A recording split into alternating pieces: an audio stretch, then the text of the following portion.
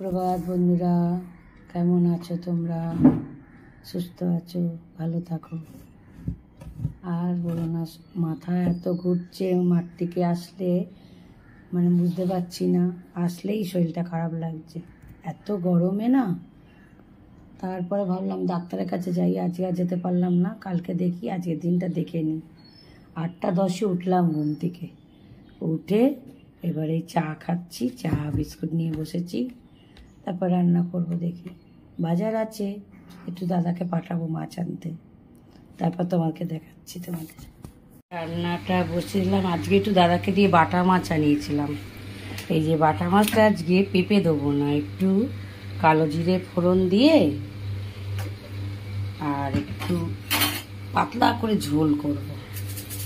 পেঁপে দেবো ভেবেছিলাম, আজকে আর পেঁপেটা দেবো। একটু সর্ষের তেল দিয়ে দিলাম, কালো জিরে ফোড়ন দিয়ে দিলাম, আর এই যে একটু জিরে, ধনে, কাঁচা লঙ্কা, টমেটো একটু জলে ভিজিয়ে রেখেছিলাম। আজকে একটু পাতলা করে ঝোল করব। পেঁপে টেপে দিয়ে করি তো, আজকে ইচ্ছা হলো একটু কালো জিরে ফোড়ন দিয়ে একটু ঝোল করে নিই। তেলটা গরম হয়ে গেছে, এবার মশলাটা দিয়ে দেবো। দিয়ে দিলাম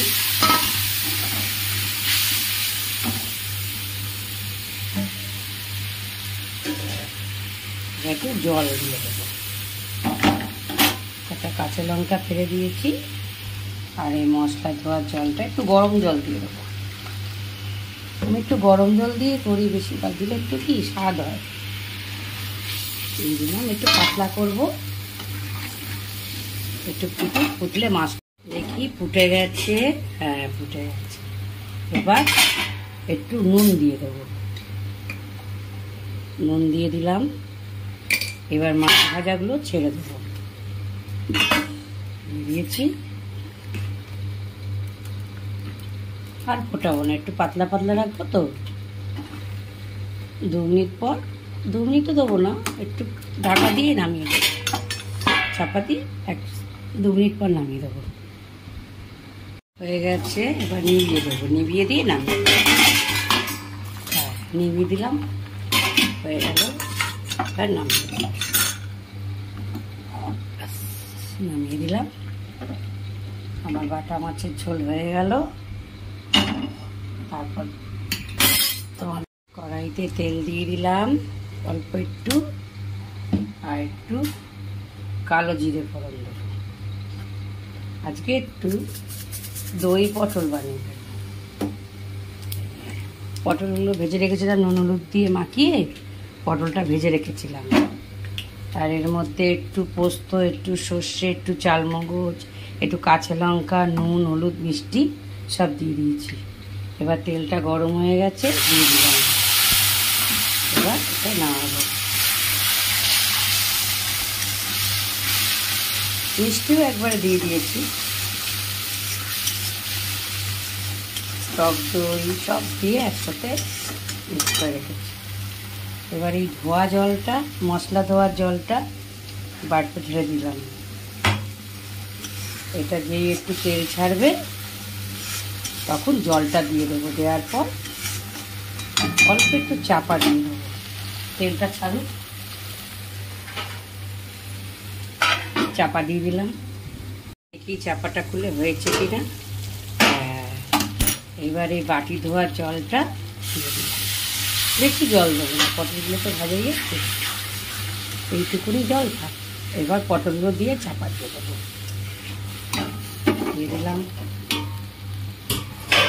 আর ভাজা পটলগুলো দিয়ে দিলাম।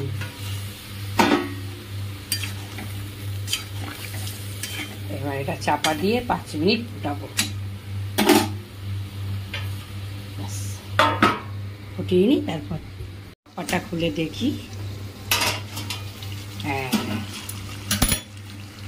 টেনে যাবে, এরমে নামিয়ে দিই। এর ওপর দিয়ে একটু কাঁচা সর্ষের তেল দিয়ে দেবো,